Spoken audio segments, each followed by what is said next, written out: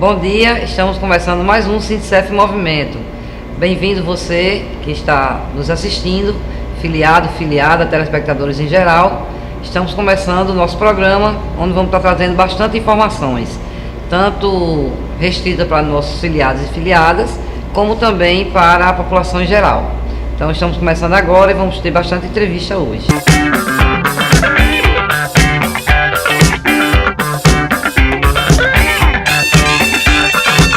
Agora vamos estar conversando aqui com o Dr. Leonardo. Bom dia, Leonardo. Bom dia, Gigi. Hoje nós vamos falar sobre união estável, um tema bastante interessante, né? E houveram umas mudanças aí na lei. Ele mandou dizer direito sucessório. Vou dizer o seguinte: como é que ficam os bens, Dr. Leonardo? Gigi, nós já tratamos do tema união estável aqui, mas com outro foco, né? Então eu trouxe hoje a questão da união estável mais relacionado ao direito sucessório. O que seria isso, Leonardo, né? Para quem está nos assistindo aqui, né? A união estável hoje, em decorrência de uma decisão do Supremo Tribunal Federal, ela hoje é equiparada a um casamento civil para fins sucessórios. Então, o que é que acontecia antigamente, antes dessa decisão?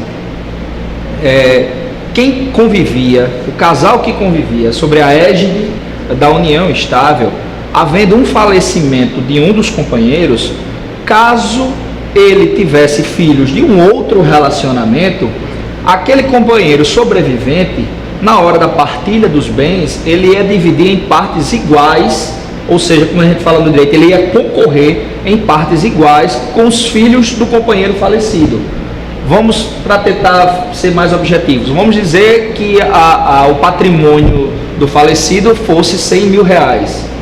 Na divisão, se uma companheira ele tivesse deixado 3 filhos de uma outra relação, iam ser divididos em partes iguais, ou seja, R$25.000 para cada. A companheira ia receber 25 e os 3 filhos, cada um 25. Com a decisão do Supremo Tribunal Federal, houve uma modificação. Hoje, quem convive em união estável, no falecimento de um dos companheiros, a divisão agora vai se dar da seguinte forma, como é no casamento civil, né? Nos regimes de comunhão parcial de bens, óbvio, né? O que é o regime, rapidamente, o que é o regime de comunhão parcial de bens?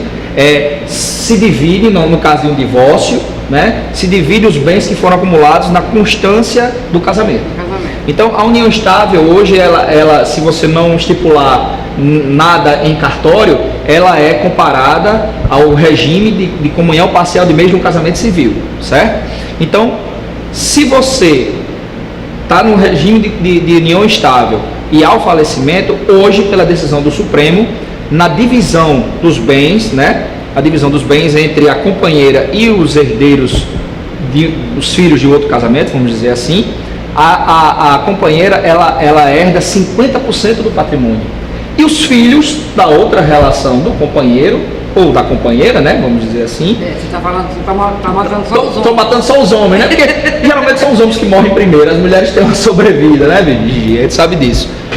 A expectativa de vida da mulher realmente é maior. Mas assim, vamos falar do companheiro ou da companheira. Aí, vamos dar o exemplo dos mesmos 100 mil. Os mesmos 100 mil. Antes da decisão do Supremo, a divisão seria 25 mil para cada. Agora é 50 mil para a companheira ou companheiro e os outros 50 mil vai ser dividido pelos 3 filhos. Entendeu? Então, ou seja, equiparou-se a companheira ou companheiro como uma herdeira necessária, como é no casamento civil, principalmente no regime de união estável, de regime de comunhão parcial de bens, né? Porque existem outros regimes no casamento civil que aí vão influenciar também na herança.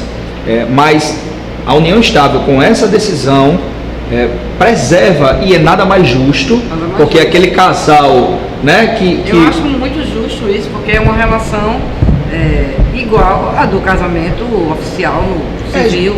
Gigi, até porque hoje em dia a união estável, ela pode ser, como o casamento também, ela pode ser registrada em cartório.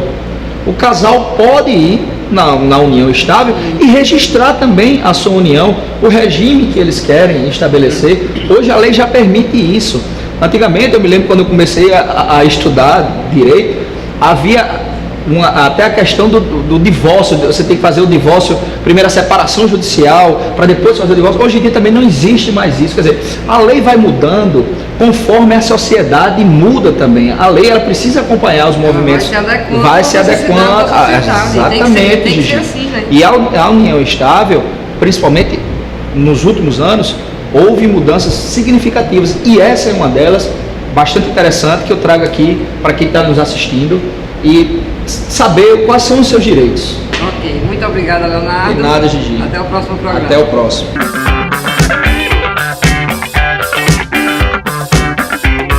Bom dia, doutor Vinícius. Bom dia.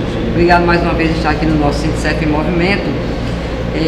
Temos várias coisas acontecendo aí, né, que está mexendo aí com todo mundo, ou com boa parte das pessoas.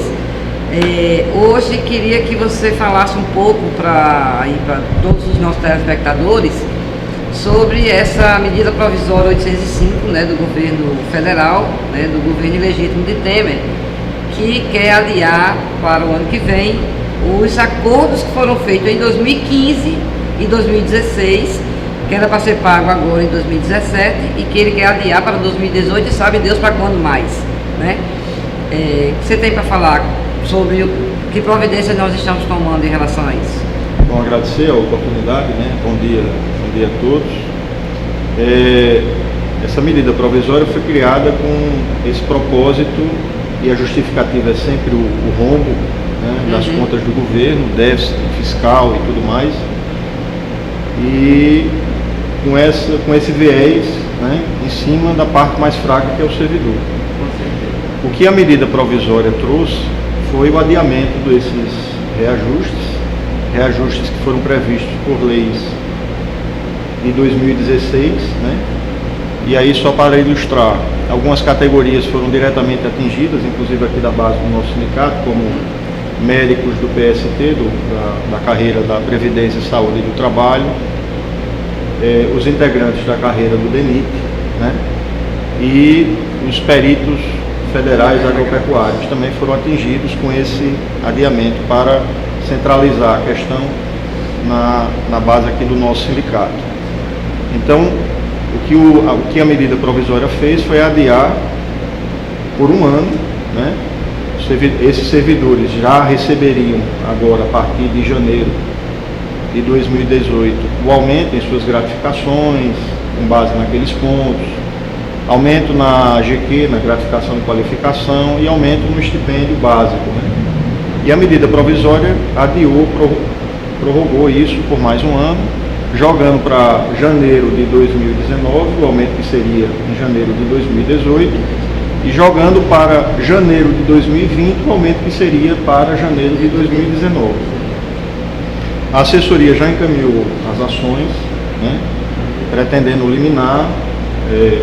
Nós pedimos a liminar para que seja mantido esse calendário de pagamento já previsto. Ainda não há decisão, pelo menos até a data da confecção desse programa, a gente não tem notícia de decisão, mas a assessoria já encaminhou as ações. E outra questão que veio adrede nessa medida provisória foi o aumento da alíquota previdenciária para aqueles que não são vinculados ao FUNPRESP, a Previdência Complementar, e que recebem acima do teto da Previdência Geral, né? E a conclusão a que chegamos é que, na verdade, o governo está forçando, através da medida provisória, a adesão para o FUNPRESP dos servidores. E é uma previdência privada que quem entra no serviço público agora é obrigado a aderir. Mas quem já era do serviço público, né, não tem essa obrigatoriedade. Exatamente. E ele quer uma forma que ele faz para que a pessoa vá aderir ao FUNPRESP para não pagar esse aumento de alíquota, não é isso? Exatamente, é isso. Eu acho que foi esse o propósito, né? Mirou exatamente essas pessoas, porque as pessoas atreladas ao FUNPRESP, os servidores ficaram de fora do aumento da alíquota de 11% para 14%.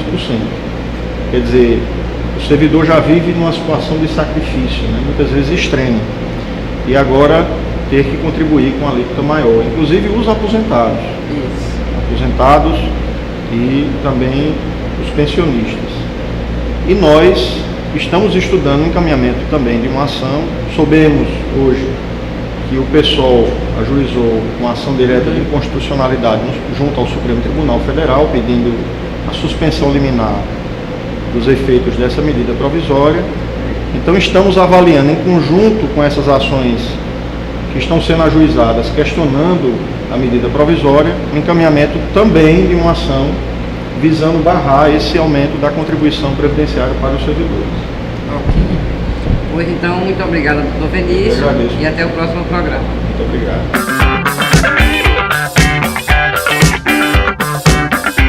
Estamos aqui com Valério. Valério, temos um assunto hoje aqui que é imposto sindical. Nós passamos esse tempo todo em que não foi discutida a reforma trabalhista, o pessoal jogando na nossa cara que os sindicalistas eram contra essa reforma porque íamos perder o imposto sindical. A grande maioria das pessoas não sabem que nós não temos imposto sindical. O serviço público não recolhe imposto sindical. Nós não pagamos imposto sindical. Ainda assim, há muito burburinho em torno dessa questão, né? Como é que se deu essa discussão do imposto sindical na reforma trabalhista? Primeiro que é muito importante dizer para os trabalhadores e trabalhadoras que de fato existe sindicalistas que vivem se beneficiando do imposto sindical. Isso é verdade. Com certeza. Isso é verdade. Você vai pegar os sindicatos da Força Sindical, por exemplo, né, da UGT, são sindicatos que vivem do imposto sindical e eles brigam por isso. Por que eles brigam por isso? Porque eles ficam no sindicato uma vida toda, não tem nenhum compromisso com a categoria, não debate com a categoria e não tem interesse que a categoria se filie ao sindicato. Você pega um sindicato, por exemplo, que tem na nossa cidade, onde existe uma base de trabalhadores de 30 mil trabalhadores. Quando você pergunta quantos filiados existem naquele sindicato, ele vai dizer que existe 600 sindicalizados. Por que ele mantém 600 sindicalizados? Porque aqueles 600 sindicalizados é fácil de ser controlado e é fácil dele perpetuar no poder, se manter à frente do sindicato. Por que ele não quer que se filie 10 mil trabalhadores, para poder não perder o controle do sindicato? Então isso é um fato. Existe uma grande maioria de sindicalistas que briga pelo imposto sindical. Mas é preciso dizer também o seguinte: existe vários sindicatos que não vivem do imposto sindical. Nós somos um exemplo disso. O Sinticef é um exemplo disso. O Sindicato dos Bancários é um exemplo disso. O SINAI... Sendo que os sindicatos bancários recolhem, porque é obrigatório, mas o que é que eles E fazem? devolvem. Devolvem para a base. Devolve o dinheiro para a base. Que é o único sindicato do Rio Grande do Norte que faz isso, que devolve o dinheiro para a base. Precisa que se resiste isso. Aí você pega o Sinteste da universidade, não recebe, ou seja, a grande maioria dos sindicatos do Serviço Público Federal e Estadual não recebe imposto sindical. Não vive do imposto sindical. Vive da contribuição voluntária do seu filiado, que aí sim. Isso é que o sindicato tem que brigar, para filiar a gente ao sindicato e ele viver dessa contribuição voluntária. A contribuição voluntária não é um imposto. Por que não é imposto? Porque ela não é impositiva. Não é imposta. Ela não é imposta. Já o imposto sindical, querendo ou não, se desconta todos os anos, no mês de março ou no mês de abril, um dia do trabalhador, sem que ele queira, é descontado, é tirado do seu contra-cheque, sem que o trabalhador possa fazer nada. Nós somos contra o imposto sindical. A CSP com lutas, Sintcef, Sintsaúde, Sinteste, Sinai, Sindipreves, todos esses sindicatos são contra sindicatos bancários são contra o imposto sindical. O imposto sindical cria uma camarilha de bandidos. É muito comum no país afora você ver dirigente sindical matando outros dirigentes sindicais. É uma briga de poder para quem ganha a direção do sindicato. Isso é em função do imposto sindical. O imposto sindical leva para esses sindicatos que nós chamamos de sindicato de pelegos, sindicato de pessoas que não têm compromisso com a classe trabalhadora, leva que eles entrem numa briga sem precedentes pelo controle do sindicato, com ameaças de morte, chegando inclusive a mortes, como nós vimos um tempo desse atrás no sindicato dos rodoviários de São Paulo, no Rio de Janeiro, onde diretores do sindicato foram assassinados porque ameaçavam tomar o sindicato daquele determinado presidente que estava lá há 20, 30 anos no sindicato. Então é preciso dizer o seguinte, que independentemente de reforma trabalhista, nós sempre fomos e sempre seremos contra o imposto sindical. Sempre. Nós achamos que o sindicato ele tem que ser sustentado pela contribuição voluntária do seu filiado. O seu filiado tem que contribuir com o sindicato, tem que fortalecer o seu sindicato e não imposto sindical. É só uma questão. Aí como é que ficou? Porque de qualquer forma vai ter uma taxa negocial, né? Mas foi negociado por algumas centrais. Alguns inocentes pensam que com a reforma trabalhista foi abolido o imposto sindical. Muito pelo contrário. Vai ficar em aberto para que o trabalhador pague até mais, inclusive. É mais do que isso. Na hora que for negociado, ele vai dizer para o patrão o seguinte: não existe mais o imposto sindical. Então nós queremos a contribuição social e mais aquele ano que nós não vamos ter mais direito. Ou seja, o trabalhador vai pagar muito mais. O que é preciso é que os trabalhadores das diversas categorias que tem aqui no estado e no país, eles se organizem para tomar o sindicato. E com essa concepção de que sindicato não tem que cobrar imposto sindical. E fazer que os bancários devolver. E fazer como os bancários, certo? Devolve, recebe, que é uma obrigação, então ele recebe aquele imposto sindical e devolve para o filiado. Filiado e não filiado, vai lá e recebe o dinheiro do sindicato. Os outros sindicatos fazem isso? Não fazem. Desconheço. Certo? Não fazem. Quem faz isso é os sindicatos bancários, que é filiado à CSP com lutas, que é contra o imposto sindical. Já as outras centrais sindicais são favoráveis ao imposto sindical. É por isso que eles ficaram reclamando com a reforma trabalhista, né? Porque tirou esse imposto sindical, que era uma obrigação que era determinada pela CLT. Só que aí depois negociou essa taxa negocial, né? E depois foi negociado dentro da reforma trabalhista, que poderá ser um valor até bem maior, penalizando mais ainda o trabalhador, né?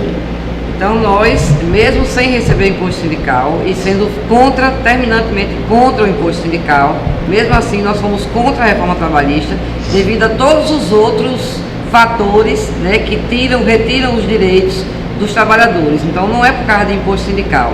É igual aquela história, né? Não foi por 20 centavos.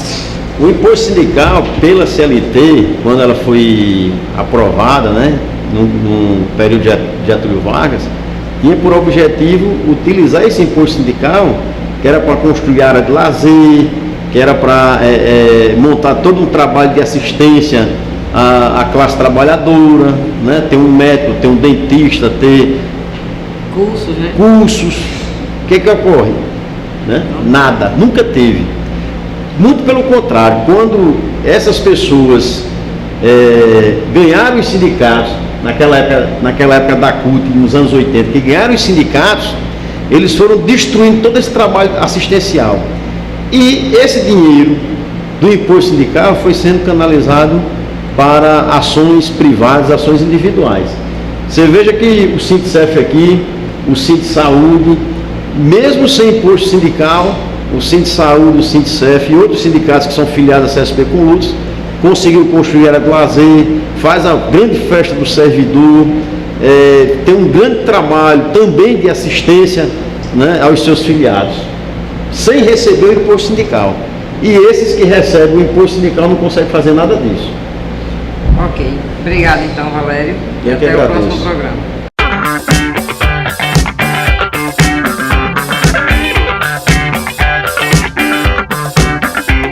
Hoje nós vamos fazer um quadro novo aqui no nosso programa Sindicef em Movimento.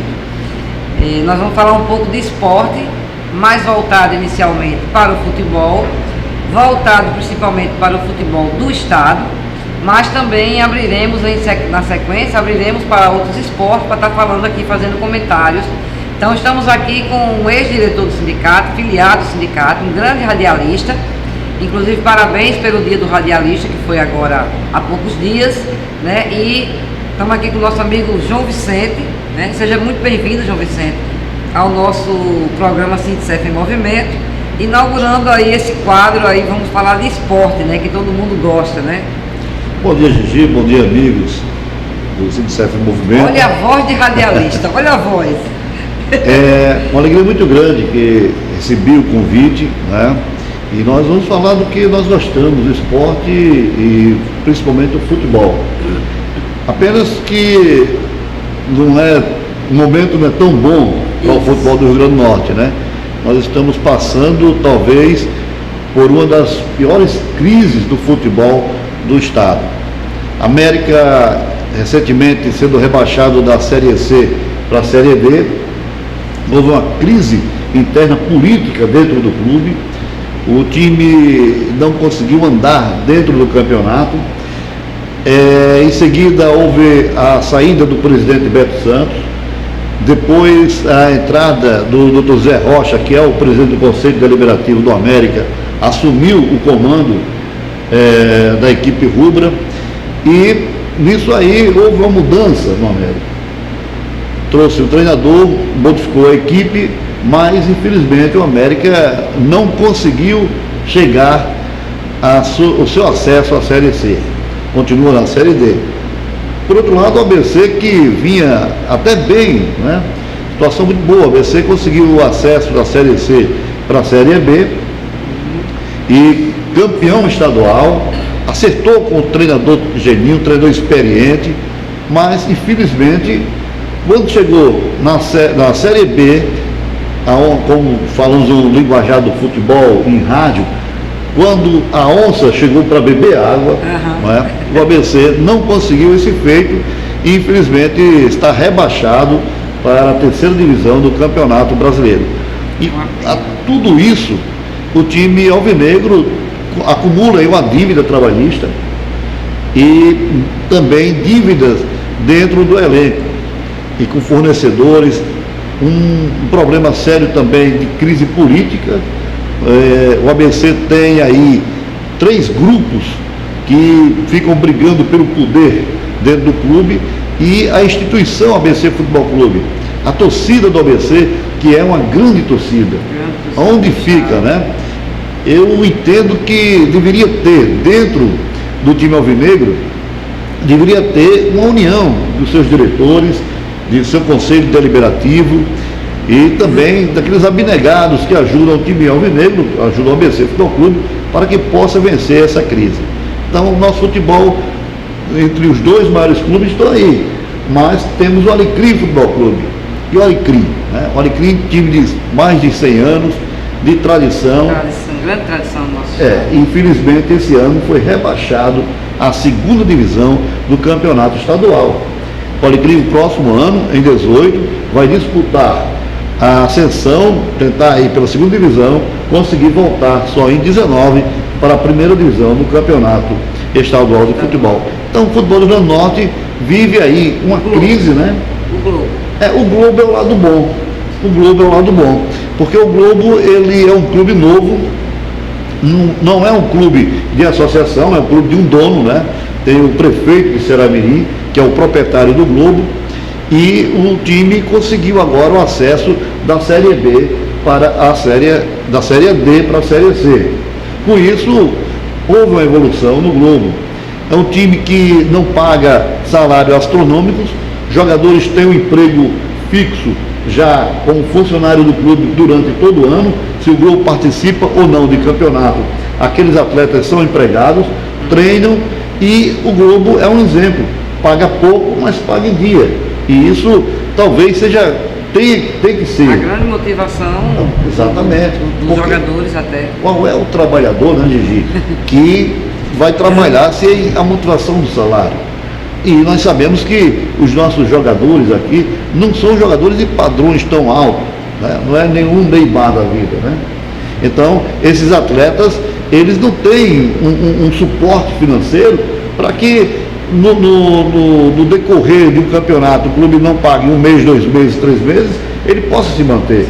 E o jogador chegar em casa e ver o filho chorando, né? Atrás de fome, atrás de tomar uma mamadeira de leite, e o jogador não ter condições de arcar com isso.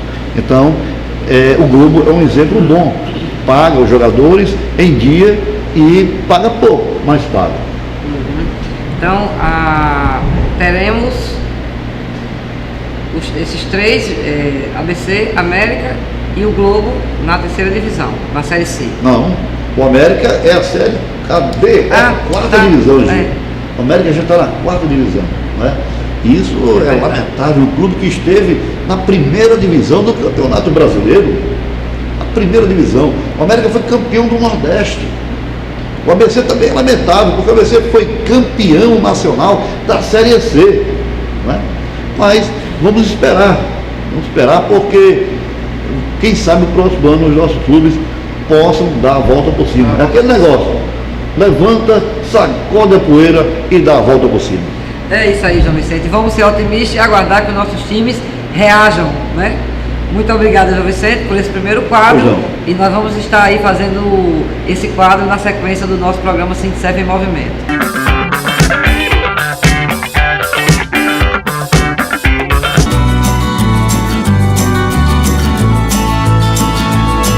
Eu me preparando para essa grande entrevista. O que você está achando aí dessa festa bacana para a comunidade? Maravilhoso, né? Maravilhoso saber que essas crianças estão sendo... tendo um dia de lazer, tendo um dia que vai ter brinquedo, né? Um dia feito especialmente para elas.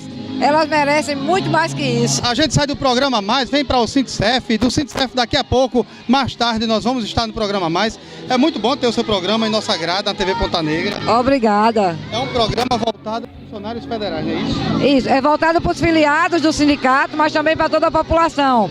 Onde a gente procura passar informações que interessem a todos e a todas, né? Que estão nos assistindo, informações jurídicas. Isso. É uma alegria estar aqui com essas crianças aqui. É maravilhoso, eu estou muito feliz de estar aqui, com certeza. E vocês são colaboradores desse evento, né, também? É isso, entramos aí com uma pequena colaboração, mas suficiente para ver essa festinha acontecer. São os patrocinadores. Isso. Mãe trocinadora, né? Mãe Kiko? Mãe trocinadora, né? Mãe trocinadora. E a importância desses eventos, não só para as crianças, para as futuras gerações, mas para a comunidade em si. O que é que vocês em si vê na importância de eventos como esse? Acho que são em eventos como esse que a gente consegue valorizar as pessoas do bairro e as crianças se sentirem valorizadas para crescerem também com uma boa autoestima. Fora esses eventos de alegria, de felicidade, é preciso também investir muito na educação para que essas crianças tenham um futuro. Elas são o futuro da gente, né? É o futuro do Brasil, é o futuro do mundo. E elas precisam ter essa base e elas precisam se sentir queridas também nesses momentos de lazer. Isso deixa, então, uma consciência tranquila de uma sociedade bem informada, né? É perfeito isso, né? Como o Chaves está culto. Tá bacana ele, tá bacana ele, tá. O Chaves da cultura, né? Mas é muito bom estar aqui no seu programa, estar fazendo essa participação especial aqui.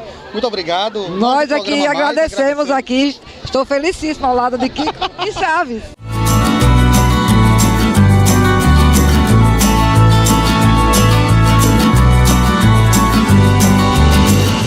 Chegamos ao fim de mais um Sintecef em Movimento.